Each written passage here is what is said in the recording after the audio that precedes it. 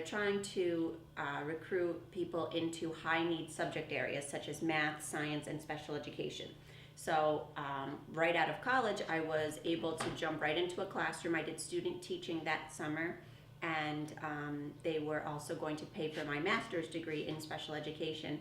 And that September, I was a special education teacher, like full-time teacher, and I was getting paid a full teacher's salary, and they were paying for my master's degree in special education. Special education is a high need subject area. So you really don't have to worry about your job being lost. There's always positions for special education. You can work in a variety of different settings within the school.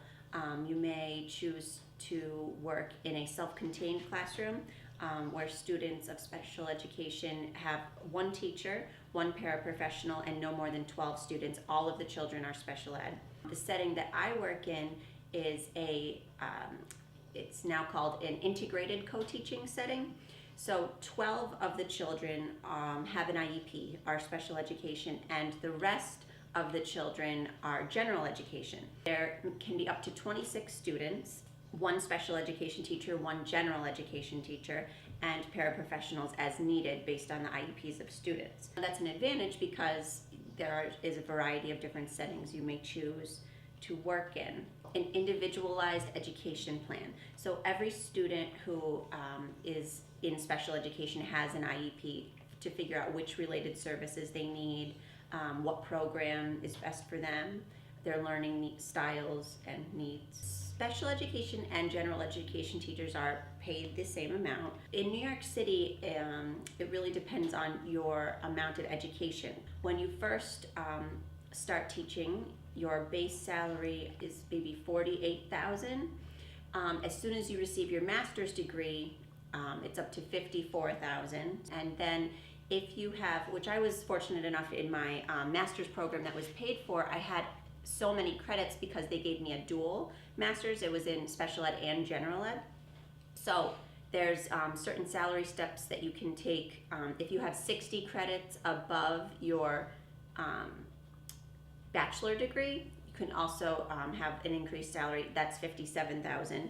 And then if you get another master's degree or 30 credits above your first master's, you can get again an increase to I think $64,000. My students get pulled out for ESL class, which is for English language learners. The majority of my students do not speak English at home.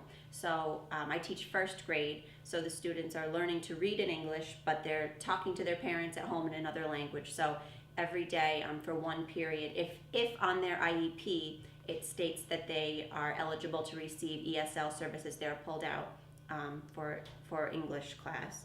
And then depending on their IEP, they'll also be pulled out for speech services, physical therapy, and occupational therapy. A general education class probably has between 16 to 20 students.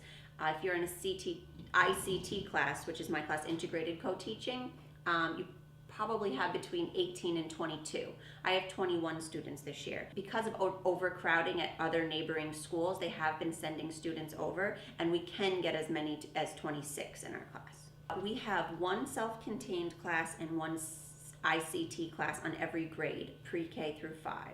If a student is on the general education side of my classroom and I feel that they need to be evaluated for special education services, I would first speak with the school psychologist and the parent to see if we have a case. If the parent is on board and wants the student to be evaluated, I would have so say I thought that they needed speech services, I would have the speech therapist give them a screening. She would come into the classroom and observe them for maybe a period or two.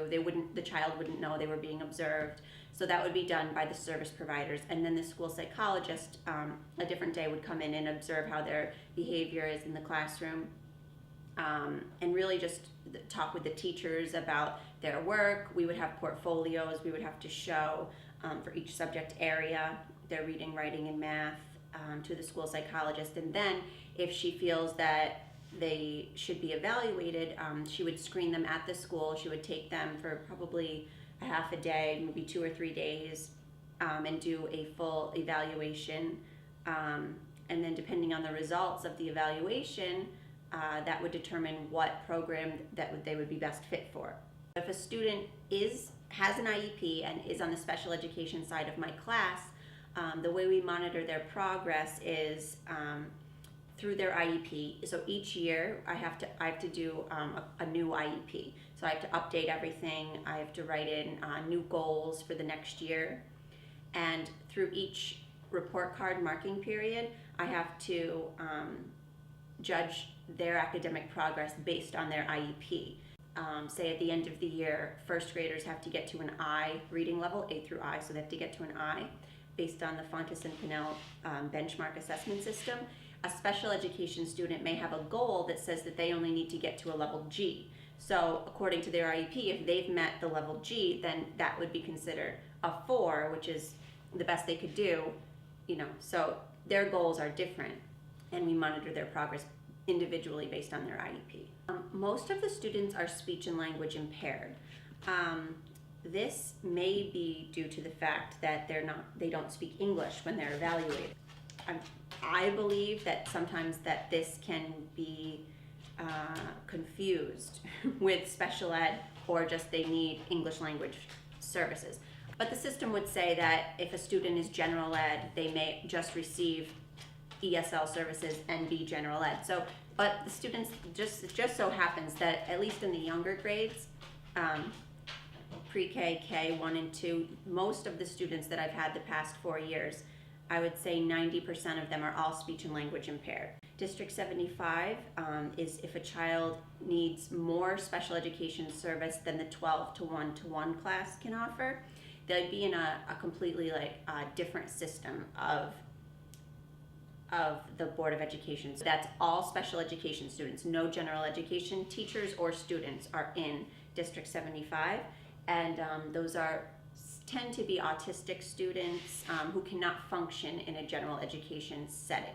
Actually, my school building houses a District 75 school. It's actually a completely different school on the 4th floor of our building that is all District 75 classes, but they have a different principal, different they're a completely different school. They're just housed in our building.